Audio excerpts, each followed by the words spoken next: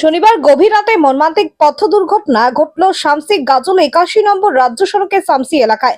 তবে হতাহতের কোনো খবর নেই। শামসি ফাঁড়ির পুলিশ ঘটনাস্থলে পৌঁছে ক্ষতিগ্রস্ত গাড়িটিকে শামসি ফাঁড়ি নিয়ে আসে। পলাতক ঘাতক গাড়িটির খোঁজ চালাচ্ছে পুলিশ। স্থানীয় সূত্রে জানা গিয়েছে, শনিবার গভীর রাতে শামসি গাজল 81 নম্বর রাজ্য সড়কের ভগবানপুর কবরস্থান এলাকায় লরি ও বোলেরো গাড়ির সঙ্গে ধাক্কা লাগে। ঘটনায় বোলেরো গাড়ি দুমড়ে মুচড়ে যায়।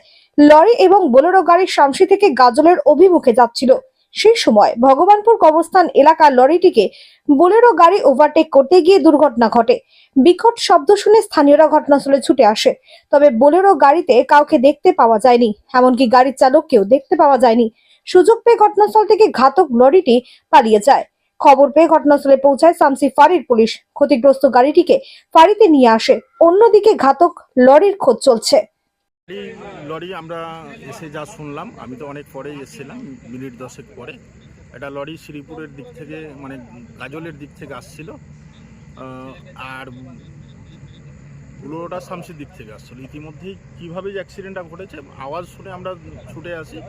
তারপরে ইতিমধ্যে এসে দেখি যে লরিতে অ্যাক্সিডেন্ট করেছে, যে ঘাতক লরি সে পালিয়ে গেছে, এবং যে বুলোরো চালক তাকেও আমরা এসে দেখতে পাইনি। এই অ্যাক্সিডেন্ট করে থাকা অবস্থায় আমরা এসে দেখি।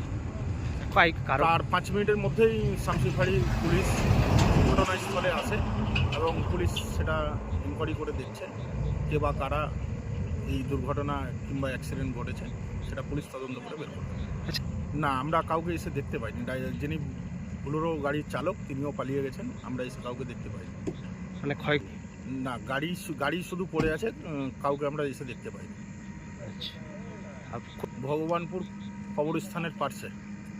আচ্ছা, এমডি ইউসুফ আলী বাহাদুর, বাড়ি ভগবানপুর।